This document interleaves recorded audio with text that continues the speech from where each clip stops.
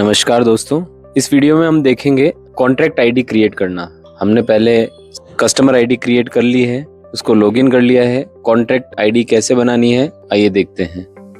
Dashboard में registered service में जाना है, यहाँ पर एडिशनल सर्विस को सेलेक्ट कर लेना है। इसके बाद मेन्यू खुलेगा, उसमें रजिस्टर्ड एज ए पार्टनर, उसमें बल्क कस्टमर को ऑन कर लेना है।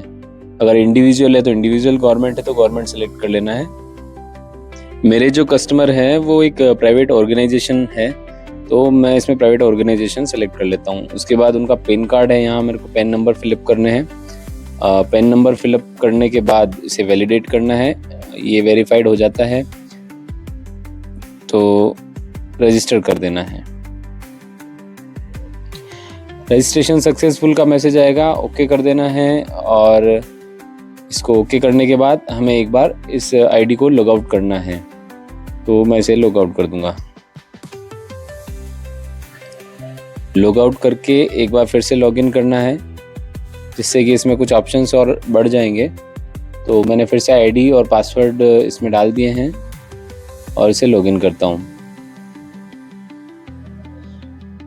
लॉगिन करने के बाद फिर से मैं डैशबोर्ड में जाऊंगा, तो रजिस्टर्ड सर्विस के अंदर मुझे एक बल्क कस्टमर का ऑप्शन नया दिखेगा। बल्क कस्टमर में जाने के बाद क्रिएट कॉन्ट्रैक्ट में जाएंगे।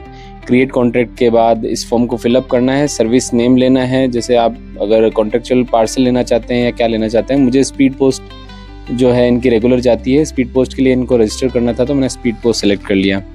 उसके बाद उसे नेशनल अकाउंट फैसिलिटी या सर्किल अकाउंट फैसिलिटी में से आपको सर्किल अकाउंट फैसिलिटी सेलेक्ट करनी है।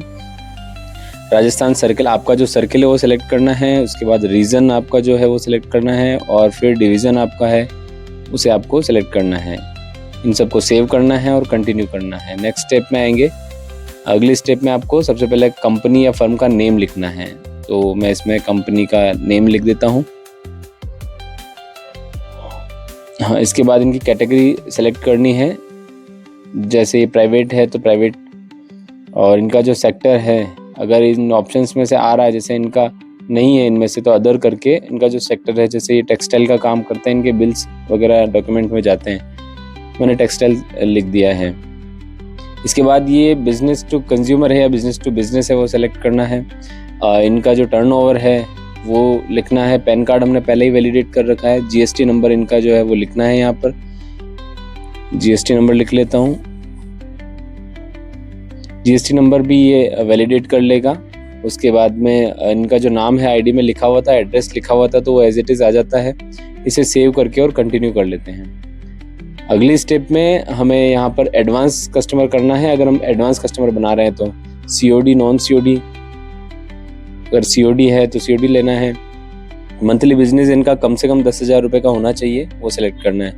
ई कॉमर्स यूज़ करते हैं नहीं करते हैं वो सिलेक्ट करना है। और जो इनका जीएसटी डिटेल्स है वो कौन से स्टेट की है वो लिख के और इनके जीएसटी नंबर लिखने हैं। और उसके बाद इसे फिर से वैलिडेट करेंगे। ये जीएसटी के पोर्टल पर चेक करेगा, अगर वैलिड है तो इसमें इस तरह से कंफर्मेशन आएगा, तो ऐड जीएसटीएन कर देना है। जीएसटी ऐड होने के बाद फिर अगले स्टेप में चलेंगे। यहाँ पे देखो जीएसटी ऐड हो गया है।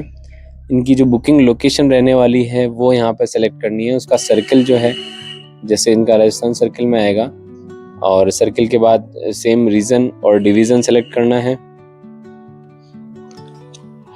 वो मैं सेलेक्ट कर लेता हूँ। ये अजमेर रीजन में है और इनका भिलवाड़ा डिवीज़न है, तो मैं सेलेक्ट कर लेता हूँ।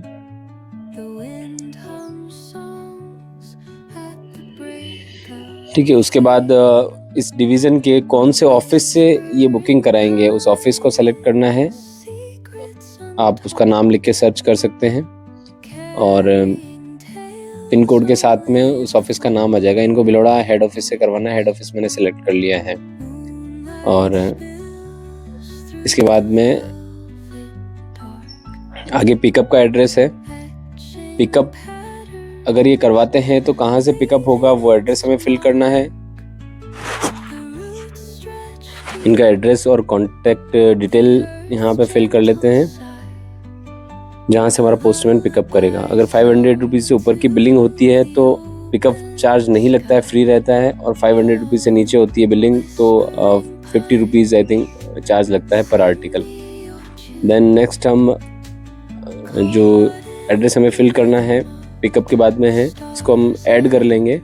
जो भी एड्रेस हम यहाँ पर डालते हैं उसको ऐड करना है, तो ये हमने ऐड कर लिया है। इसके बाद में रिटर्न टू सेंडर वाला एड्रेस हमको डालना है कि अगर कोई इनकी जो पोस्ट है वो रिटर्न आती है तो कौन से एड्रेस पर डिलीवर होगी। तो रिटर्न टू सेंडर में भी सेम एड्रेस मैं फिलअप कर देता हूँ, और इसके बाद इसको भी मैं ऐड करना है मुझे, तो मैं ऐड कर देता हूँ।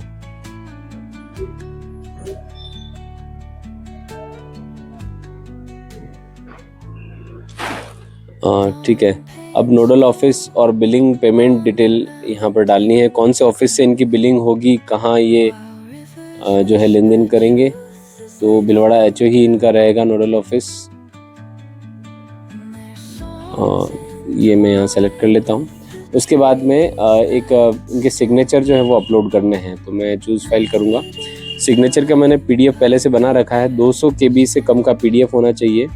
तो सिग्नेचर अटैच करते ही फाइल ये अपलोड हो चुकी है सक्सेसफुली, और उसके बाद मैं सेव करता हूँ इसको।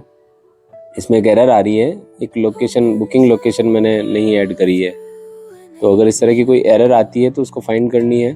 जैसे यहाँ मैंने ये एड्रेस डाला है लेकिन इस लोकेशन को ऐड नहीं करा है, तो अब मैंने इसको ऐड कर लिया है। ओके, एंड बाकी सारी चीज़ें फिलअप हैं, तो मैं इसे अभी सेव एंड कंटिन्यू करता हूँ। तो अगली स्टेप पे आ जाता है ये। इसमें जो पूरा कॉन्ट्रैक्ट है वो आपको दिखेगा, तो आपको इसको एक बार पढ़ लेना है, पूरा चेक कर लेना है और फिनिश कर लेना है। इस तरह से आपकी जो कॉन्ट्रैक्ट है वो सबमिट हो चुका है और ये आपकी कॉन्ट्रैक्ट ID आ चुकी है। इस कॉन्ट्रैक्ट ID को DO से अप्रूव करवाना है। अप्रूव होने के बाद इसमें वॉलेट रिचार्ज कर सकते हैं और बुकिंग कर सकते हैं। तो इस तरह से आपकी कॉन्ट्रैक्ट ID क्रिएट हो चुकी है। वीडियो पसंद आया हो तो लाइक करें, शेयर करें, और हाँ, अपना फीडबैक कमेंट ज़रूर करें। धन्यवाद।